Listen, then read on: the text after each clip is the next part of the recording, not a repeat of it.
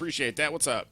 Here, guys. All right. So everybody was asking about my build. I am running an Urban MDR. I'm running a Historian. I have a robust chest piece.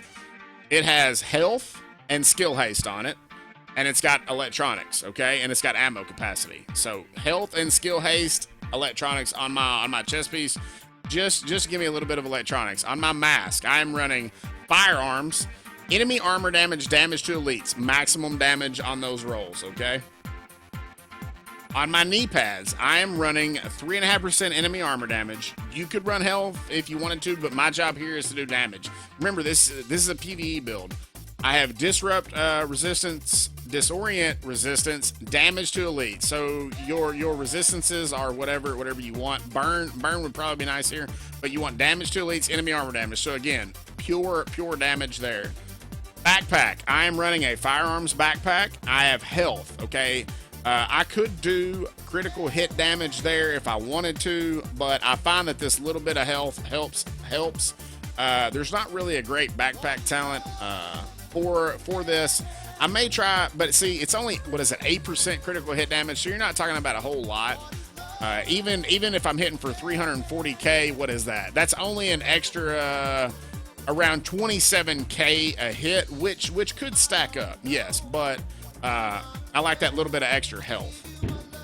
On my gloves are not good at all. I'm actually looking for another pair of Sentry gloves. They're firearms.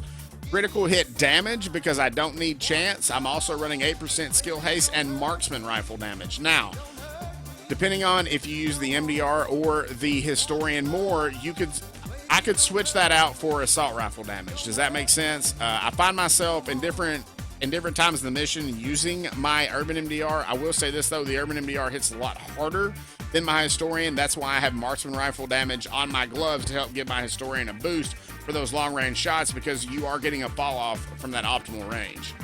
Then on my holster, I'm running Sturdy, okay? So I'd increase armor by 15% when standing cover for more than 4 seconds in the same cover. This is actually a pretty decent holster. It's got around a 1250 average. 1272 is max, so this isn't bad, and it's got 6% skill haste. I haven't rolled it at all. I think 7% is max, so I do have skill haste on my holster, on my gloves, and on my chest piece. Even as a DPS guy. Now let me see what So I have 25% damage to elites. I have 30.5% enemy armor damage. Skill power. So I have 37% skill haste as the firearms guy.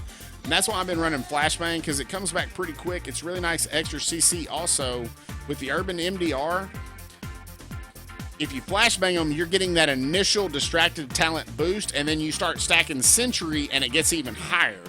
Whereas, if you're just waiting on Sentry to proc, you have to get that first headshot for it to proc. Sentry does proc the distracted talent on your Urban MDR. Yeah. So remember that. True, whoa. Welcome to the team, man. I appreciate that. I hope you're having a great day. Thanks for being here.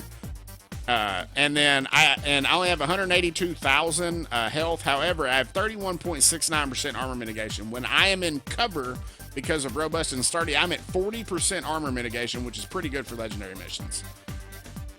So that is a rundown of this build. See, so I only have 9% critical hit chance native, and I don't need it. As long as there's a tactician in the group running a strong pulse, I'm maxed out on a critical hit chance. I only have 63% critical hit damage.